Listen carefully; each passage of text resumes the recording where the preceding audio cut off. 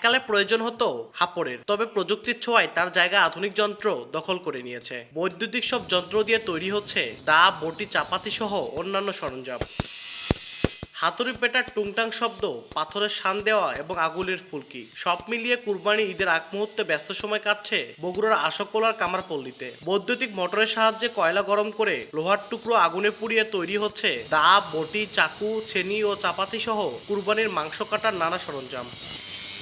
প্রায় 150 বছরের পুরনো এ পল্লীতে রয়েছে 30টি কামারের দোকান, যেখানে কাজ করে প্রায় 150 শ্রমিক। বছরের অন্যান্য সময় অলস বসে থাকলেও কোরবানির ঈদে বাড়ে কাজের চাপ। এখন ঈদের কাজ সামনে, কোরবানি 2-3 দিন আছে।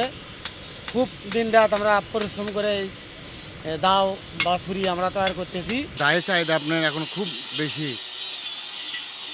তারপরে আমার চাকু, তারপরে আপনার ছোটো চাকু, মাল ছেলা চাকু, বটি, তারপরে আপনার চাপা, কুড়াল, খুব চাহিদা। 13টি মশলার এক দারুণ কম্বিনেশনে তৈরি ইফাত রশিদ বিরিয়ানি মশলা। উৎসব এখন প্রতিদিন। জবকার ছুরিগুলো 1000-1200 টাকা এরকম, আর চাপাতিগুলো আপনার 400 টাকা করে, স্প্রিংয়ের যেগুলো ভালো মানের আর কি। কুরবানির ঈদ দিনকে আমাদের এটা একটা ব্যবসার একটা ফ্যাসিলিটি, মানে সারা বছরে এই ঈদের উপলক্ষে মানে একটা আনন্দ, বিনোদন সব কিছুই পাওয়া যায় এখানে। ইনকাম তো আছেই, আগে হয়তো মোটামুটি ভালো ছিল, এখন একটু লাভের পার্সেন্টেজ কম, তারপরেও মোটামুটি আছে, যাই হোক চলে। ঈদুল ফিতরের পর থেকে কামারপাড়াগুলোতে ঈদুল আজহাকে সামনে রেখে শুরু হয় মহা কর্মযজ্ঞ। মানে ভালো, দামে সাশ্রয় হওয়ায় দূর দূরান্ত থেকে আসেন ক্রেতারা। কামার ভাইয়েরা রয়েছেন, এনারা প্রচণ্ড ব্যস্ত সময় পার করছেন। আর এখানে আসলে প্রত্যেক বছরই আসা হয় ঈদের 2-1 দিন আগে।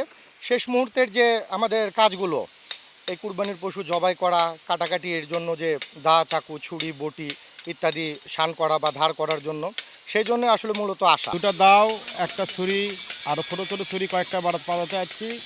আর এখানে সব কিছুর প্রাইস কম। বগুড়ার আশাকোলার কামারপল্লীতে ঈদুল আজহায় অন্তত 30 লাখ টাকার সরঞ্জামাদি বিক্রি হয়। আব্দুল আউয়াল, সময় সংবাদ, বগুড়া।